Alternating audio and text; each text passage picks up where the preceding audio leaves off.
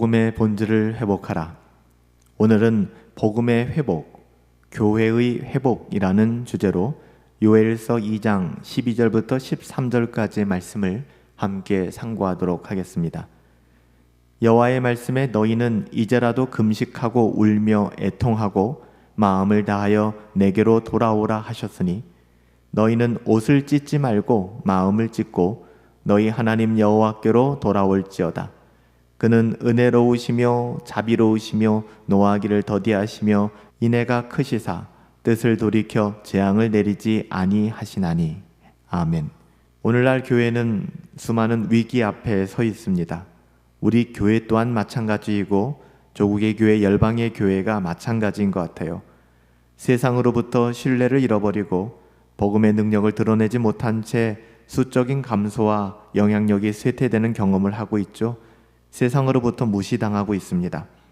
복음의 그 어떠함 때문에 무시당하는 것이 아니라 세상적인 기준조차 만족시키지 못하여 우리는 세상에서 무시당할 때가 많습니다. 교회가 그러면 안 되는데 교회의 모습이 그런 것 같아요. 이 위기는 단순한 사회적 변화, 문화 탓이 아니라는 것입니다. 교회가 복음의 본질을 놓쳤기 때문이에요. 교회의 회복은 특정한 프로그램이나 전략으로 바꾸어지는 것이 아닙니다. 회의한다고 바꿔지는 것도 아니고요. 우리가 모여서 으쌰으쌰 한다고 바뀌는 것도 아닙니다. 교회의 회복은 반드시 복음의 회복에서부터 시작되는 것이고 그 복음은 언제나 회개를 요구합니다. 요엘 선지자도 이제도 라고 얘기하죠. 이제라도 괜찮다는 거예요. 늦지 않았다는 거예요. 이제도 긴박한 음성으로 하나님의 백성들에게 회개를 촉구하고 있습니다. 오늘 우리도 그 부르심 앞에 서 있는 것이고요. 복음의 본질을 회복하라는 주제로 우리가 20번의 메시지를 들으면서 오늘 마지막 복음으로 돌아와야 되고 교회를 회복해야 된다는 주제 앞에 서 있는 것입니다. 회개 없는 교회, 여러분 그 교회에는 절대 회복이 있을 수 없습니다. 요엘은 이스라엘의 외적인 재앙들, 그 당시에 메뚜기 떼의 침입과 황폐함, 이런 수많은 일들이 있었죠. 요엘은 이스라엘의 외적인 재앙 속에서 하나님이 진정으로 원하시는 것은 다른 것이 아니다. 어떻게 하면 메뚜기 떼들을 물리칠 수 있을까? 방어할 수 있을까? 어떻게 우리의 삶의 영역들을 기경할 수 있을까? 이게 아니라 마음의 회개를 하나님이 원하신다. 그래서 너희는 옷을 찢지 말아라. 즉 율법주의에 매몰되어서 그것이 다인 것처럼 그렇게 행동하지 말아라. 중요한 것은 네 마음을 찢어라 라고 얘기합니다. 그리고 너희 하나님께 돌아오라. 교회가 아무리 외적인 행사를 많이 벌이고 예배당을 사람들로 채워나간다 할지라도 진정한 회개가 없다면 하나님 앞에서 회복될 수 없다는 것이죠. 요한계시록 3장 19절에서 주님은 라오디게아 교회에게 이렇게 말씀하셨어요. 그러므로 내가 사랑하는 자를 책망하며 징계하노니 그러므로 내가 열심을 내라 회개하라. 오늘날 교회는 무엇보다도 복음을 향한 회개, 말씀에 대한 순종의 회개가 필요합니다. 교회의 회복은 복음의 본질로 돌아가는 데서 시작됩니다. 복음은 단순한 도덕이나 위로의 말이 아니잖아요. 복음은 예수 그리스도의 십자가와 부활에 대한 선포이며 죄인을 위한 하나님의 구원의 능력입니다. 그럼에도 불구하고 오늘날 많은 교회들이 복음을 명확하게 선포하기보다는 행위 중심, 심리 중심, 사람의 마음을 만지는 데 집중하는 것이죠. 번영 중심, 이 세상에서 잘 먹고 잘 사는데 이런 무게를 두고 있는 거예요. 그렇게 기울어져 있는 것이죠. 그래서 우리가 복음의 본질을 회복하라 라는 주제로 20번의 메시지를 들으면서 번영신학의 문제점, 신비주의의 문제점, 율법주의의 문제점, 우리가 복음이 아닌 영역에 대해서도 많이 다루었던 것입니다. 갈라디아서 1장 6절부터 7절 사도 바울은 이렇게 증언합니다. 다른 복음은 없나니 하나도 없다고 얘기합니다.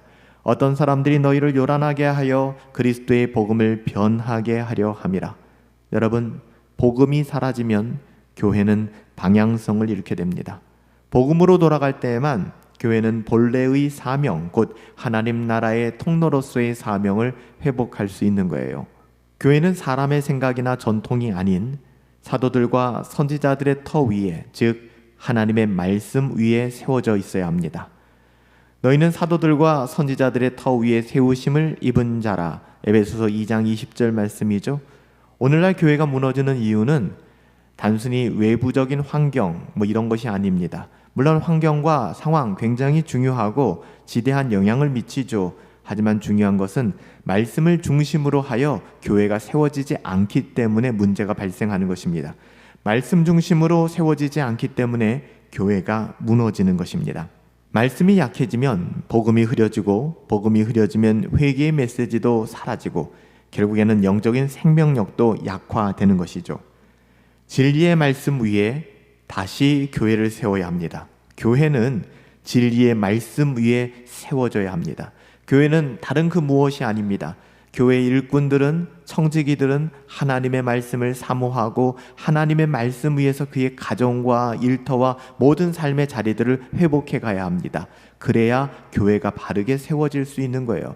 우리가 모여서 어떤 일을 하고 어떤 목적을 달성해내고 어떤 프로그램을 이수한다고 해서 여러분, 교회를 살리는 것이 아닙니다. 하나님의 말씀을 바르게 선포하고 하나님의 말씀을 붙들고 경건을 추구하며 회개로 응답하는 교회만이 하나님의 은혜와 자비를 다시금 경험하게 될 거예요. 오늘 요엘 선지자는 하나님의 말씀을 떠난 교회를 향하여, 이스라엘 백성들을 향하여 간곡히 선언하고 있습니다. 돌아오라는 것입니다. 교회의 회복은 프로그램이 아닙니다. 복음의 회복, 회개의 회복에서부터 시작되는 것입니다. 이제도 여호와께 돌아오라. 그리하면 그가 은혜를 베푸시며 자비를 베푸시리라. 우리가 회개할 때 하나님은 진노를 거두시고 자비로 덮어주십니다.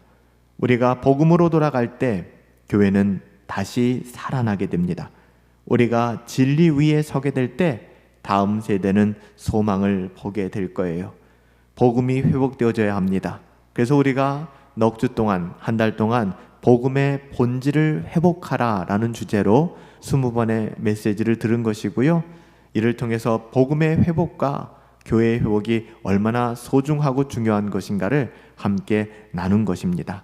오늘 마지막 시간 복음의 회복, 여러분 복음을 회복합시다. 우리가 20번의 그 시간들을 통하여 복음이 어떻게 회복되어져야 되는지, 복음의 본질이 무엇인지를 알고 여러분 복음을 회복하세요. 그리고 복음을 누리십시오. 이것이 교회를 회복시킬 것이고 교회를 부흥케 할 것입니다. 살아계신 아버지 하나님, 복음의 회복을 경험하게 하옵소서. 우리가 누리는 복음의 회복이 교회를 회복할 것입니다. 교회의 회복은 복음의 회복이 없이는 불가능한 것입니다. 우리 교회가 복음으로 회복되게 하옵소서. 우리 교회가 복음으로 돌아가게 하옵소서. 예수님의 이름으로 기도하옵나이다. 아멘.